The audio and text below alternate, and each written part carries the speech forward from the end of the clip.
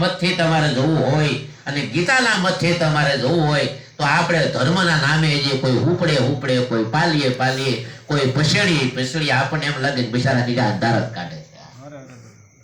કોક આમ ધડ્યું જાય, કોક ઊંઘનું ધડ્યું જાય, કોક આથમનું હાલ્યું જાય. ભક્તિ કરીએ છીએ એવી ગીતામાં ક્યાંય વાત નથી, એવી કોઈ રામાયણમાં કોઈ વાત નથી, એવી કોઈ વાત ભાગવતમાં નથી, એવી કોઈ વાત પુરાણમાં નથી, એવી કોઈ વાત શાસ્ત્રમાં નથી. અને આપણો તો ધર્મ છે, જે વાત રામકથામાં નથી, જે વાત ભાગવતમાં નથી અને જે ચર્ચા ગીતામાં નથી, ધર્મ જ નથી. સર્વ ધર્મમ પરિત્યાજ્ય મામ એકમ શરણં વ્રજઃ. ગીતામાં કૃષ્ણએ ચેલેન્જ કરી કે હે અર્જુન, તારે મને ઓળખવો હોય, મારી પ્રાપ્તિ કરવી હોય, મારો અનુભવ કે તું જેટલા ધર્મ પાળા નહીં બધા ધર્મ તારે બંધ કરવા પડશે. સર્વ ધર્મમ પરિત્યાજ્ય તજીદે મામ એકમ, એક કૃષ્ણ સિવાય બીજું કાંઈ નહીં, એક પરમાત્મા સિવાય કાંઈ નહીં. મંત્ર જાપ મમ દઢ વિશ્વાસા પંચમ ભજન સો વેદ પ્રકાશા. એક જંગલમાં બેઠેલી વ્યક્તિ, એક આદિવાસીની દીકરી, જેને કોઈ શાસ્ત્રો ભણ્યા નથી, કોઈ ઊંડા ઉપનિષદોની ખ્યાલ નથી, કાંઈ વેદની કાંઈ ખબર નથી, અને અભણ મહિલા છે, આદિવાસીની દીકરી છે, અને એક ગુરુના વચન માથે એક મતંગ ઋષિના આશ્રમમાં બેસી ગઈ અને ગુરુએ કીધું તારે ક્યાંય જવાનું નથી.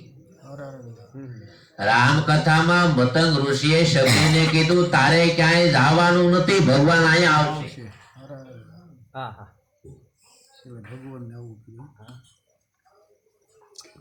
અને આ દેહ પડે પેલા આવશે, ગેરંટી. એવી ગેરંટી લો ગુરુ મહારાજની. સદગુરુએ મતંગ ઋષિએ ગેરંટી આપી શબરીને કે શબરી, તારે એક જ મારું કામ કરવાનું છે, ઉઠત બેઠત ખાવત પીવત સોવત નામ સમરો નાનકા. તારે હાલતા ચાલતા બેસતા ઉઠતા એક જ તારે કામ કરવાનું છે. હું મંત્ર જાપ મમ દઢ વિશ્વાસા પંચમ ભજન સો વેદ પ્રકાશા. મંત્ર હે જાપ મમ દઢ વિશ્વાસા. અને ગંગા સતીને પણ કહેવું પડ્યું કે સદગુરુ વચનના તમે થાવ અધિકારી પાનભાઈ. આ વાતને જે જાણવા વાળા જે મહાપુરુષો છે, એવા મહાપુરુષોને મળી ગયા અને એક ઠેકાણે માં બેહી ગઈ. બસ ભગવાન આવશે એવી કાયમિક તૈયારી આવે છે. એક દિવસની સવારમાં જાગૃત થાય, ફળ ફૂલ ને લઈ આવે અને એક જ માઇક પર ભરોસો કે આજ ભગવાન આવશે. આપણે થાળ કરી છે પણ ભરોસો છે કે આ જમવાના નથી. ભરોસો, પાકો ભરોસો કે આમાં કોઈના બાપથી હાથ ન નખાય, આ થાળી આપણી છે. પેલો તો વ્યક્તિને ભરોસો કરવો એ બહુ કઠિન છે. રામકથામાં તો એવી કથા છે કે વિભીષણે પોતાની આખી અવસ્થા વહી ગઈ ત્યાં સુધી ભજન કર્યું, પણ સદગુરુના વચનનો ભરોસો નહોતો એટલે ભગવાન ન મળ્યા. એ તો હનુમાનજી પાછા મળ્યા અને હનુમાનજીએ વાત કરી કે હું ભજન કરું બરોબર છે, બરોબર. એટલે એક અવધિમાં એક જ મહિનાની માઇક રામ મળી ગયા. ત્યાં સુધી ભજન તો કર્યું બહુ, પણ ભરોસો નહોતો. બોલ્યા વિભીષણ, અબ મોઈ ભરોસા ભયા ભગવંતા રામ કૃપા બિન મિલવું ન સંતા. અબ મોહી ભરોસો ભયો ભગવંતા. એ વિભીષણ, તમે જે વિચરવા પાસેથી જ્ઞાન તમારા પિતા પાસેથી પ્રાપ્ત કર્યું અને જે તમે નામનું જે મહિમાના ગુણગાન ગાયરા છો, એ નામથી તમને પ્રભુ મળશે. એટલું કીધું એટલે ભરોસો બેહી ગયો અને ભરોસા ખીસીને એક જ મહિનો ભજન કર્યું ત્યાં રામ આવી ગયા.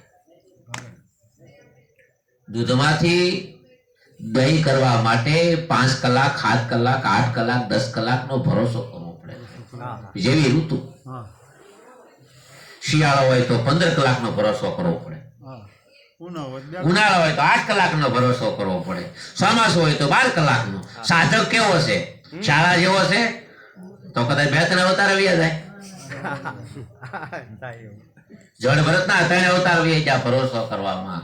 એક કન્યાકુબ્જ નગરમાં એક સમયના કાળમાં એક સમયે તો રાજાને ત્યાં અને ત્રીજો અવતાર છે હરણનો. 3 અવતાર થયા ત્યારે પ્રભુ પ્રાપ્તિ થઈ છે. નકર બધું છૂટી ગયું. રાજ છૂટી ગયું, કુટુંબ છૂટી ગયું, પરિવાર છૂટી ગયો અને એક ગંગાના તટ માથે બેહી દર્ભનું આસન કરી કંદમૂળનો આહાર કરી અને ભજન કરતા કરતા કરતા 80 વર્ષ સુધી જેને ભજન કર્યું અને મૃત્યુના સમયમાં એની સુરતા ગઈ બ્રહ્મ. નો વૈકુંઠ મળ્યું, નો કૈલાસ મળ્યું, નો સદગતિ મળી, નો મનુષ્યનો દેહ મળ્યો, બીજો અવતાર સીધો મૃગનો મળ્યો. હવે આપણે તો સંભાળતા નથી. આપણી ગતિ શું થાય?